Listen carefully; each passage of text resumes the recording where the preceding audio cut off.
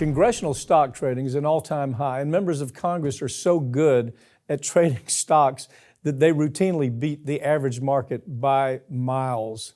There's little doubt that they're using inside knowledge to do that. We'd be arrested if we were the average citizen for doing exactly what they get away with every day. The numbers are startling. I mean, this cat, the numbers are ranging, let me see here, with increases above the market average as high as 200%. In other words, if the S&P is at X, they're beating the X by 200 to 250% because of insider trading, right? This is what Nancy Pelosi fought so hard to try to make sure that we could continue doing that. Remember when it came up, Nancy, you're making what, 70%, 65% above the market. You're not doing that because you're so smart. You're doing it, Nancy, because you have information that no other Americans have, right? Yeah, and I mean, look, this report kind of makes it crystal clear. This is a big bipartisan thing here. You've got Democrats who actually are worse with, what was it, 7,000 versus 3,000 for Republicans. And the top, as you pointed out, was Brian Higgins, Democrat from New York, 238.9% above average market return. You can't make those numbers guessing on stocks. Let's stop just a second. Average person's at home, okay?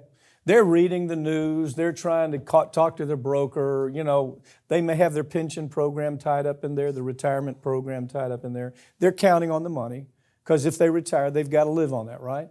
So all they have is the information everybody else has. Same stuff you would have or I would have.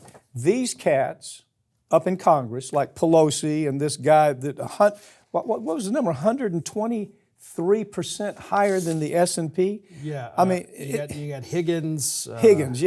Brian Higgins. You've got, but these numbers are to where the reason they're able to do that is because they go to committee meeting, right? In the committee, they say, well, we're going to sell a bunch of weapons to Saudi Arabia. So what does that person do? Hey, we're going to sell a bunch of weapons to Saudi Arabia, Mr. Broker. You need to know that information. It's insider trading, any way you look at it. It affects policy. It affects war policy. It affects economic policy. It affects health policy, right? Yeah, it does. You know, and they also know things too, not just about the big things coming. They also know about the bad things coming. Like, hey, we just had a hearing. We're going to possibly subpoena the heads of the pharmaceutical companies. Yeah. I need you to dump everything Pfizer, dump everything Merck, dump it. So when this happens, those stocks are going to tank, and I'm not going to be a part of it. I'll sell while I can get out. They actually know the names of the people. They know the names of the company. With Silicon Valley, great example. Yeah. Members of Congress sold SVB long before it became a problem because that's insider information.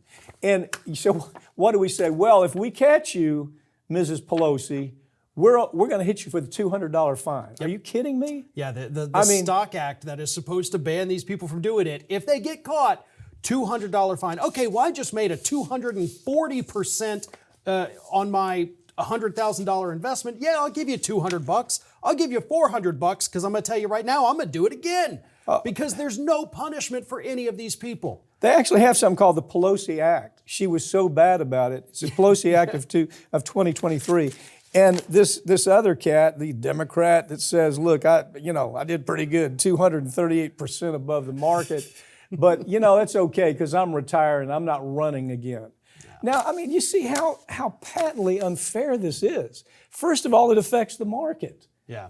People are counting on this money. Most people are counting on it. It's somewhere that they're counting on for retirement in their pension programs. But we don't have the same benefit. And if we do this, we go to jail. Yeah. I mean, I'm talking about serious jail.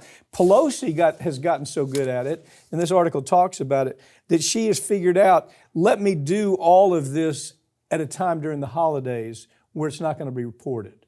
Let me send in that, hey, I just sold 300 shares of something and made a gazillion dollars, but let me report that on a Friday during the holidays. That's part of the story. It's how they game the system. So they clearly know how wrong it is. It's patently wrong, isn't it? Yeah, it absolutely is. And look, I have to give credit where credit is due. The two people that have been pushing the hardest, a Republican and a Democrat joined forces to try to stop congressional stock trading altogether. It's AOC and Matt Gaetz. Wow. They have been a very unlikely duo, but they're actually pushing for this. So, full credit to both of them. Gaetz is still talks about it regularly. He has been highlighting this report, calling out his fellow Republicans. But, it has to be a bipartisan effort.